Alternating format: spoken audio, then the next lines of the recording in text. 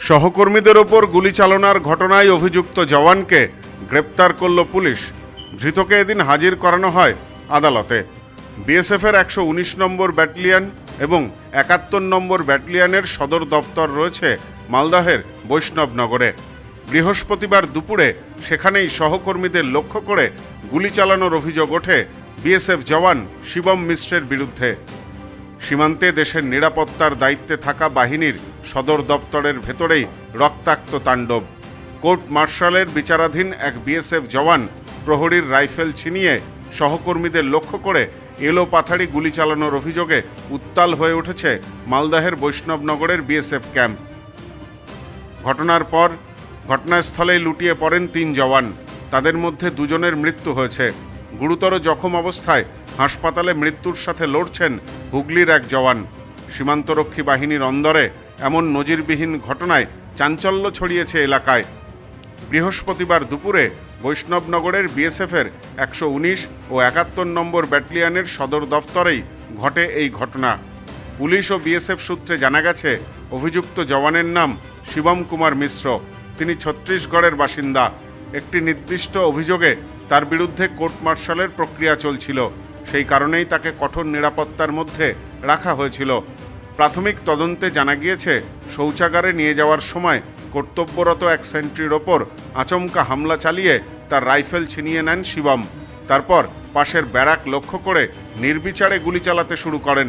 মুহূর্তের মধ্যে গোটা ক্যাম্পে আতঙ্ক ছড়িয়ে পড়ে। প্রাণ বাঁচাতে ছুটোছুটি শুরু করেন জওয়ানেরা। গুলিতে মাটিতে লুটিয়ে পড়েন অজয় কুমার সিংহ, আমদার সুরেশ দর্গু এবং বিকাশ ব্রহ্ম। গুলির শব্দ শুনে ক্যাম্পের অন্য জওয়ানেরা ছুটে এসে অভিযুক্তকে নিরস্ত্র করে আটক করেন। এরপর আহত ৩ জওয়ানকে তড়িঘড়ি মালদহ মেডিকেল কলেজ হাসপাতালে নিয়ে যাওয়া হয়। সেখানে চিকিৎসকেরা বিহারের ছাপড়া জেলার মাঞ্জি এলাকার বাসিন্দা অজয় কুমার সিং এবং মহারাষ্ট্রের গড়চিরৌলির বাসিন্দা আম্বেদকর সুরেশ দর্গুকে মৃত ঘোষণা করেন। গুরুতর আহত অবস্থায় হাসপাতালে ভর্তি রয়েছেন হুগলির পোলবা থানার মহানাদ চৌমাথা গ্রামের বাসিন্দা বিকাশ ব্রহ্ম। তার অবস্থাও এখনও আশঙ্কাজনক বলে হাসপাতাল সূত্রে জানা গেছে। ৩ জনই বিএসএফের ৭১ নম্বর ব্যাটালিয়নের সদস্য। পুলিশ সূত্রে জানা গেছে, ঘটনার পর অভিযুক্ত জওয়ানকে গ্রেপ্তার করা হয়। বাজেয়াপ্ত করা হয়েছে আগ্নেয়াস্ত্র। অভিযুক্ত কেন হঠাৎ সহকর্মীদের ওপর গুলি চালালেন তা জানতে ধৃতকে নিজেদের হেফাজতে নেওয়ার আবেদন জানিয়েছে পুলিশ। পুলিশের পক্ষ থেকে অভিযুক্তকে এদিন মালদা আদালতে হাজির করানো হয়।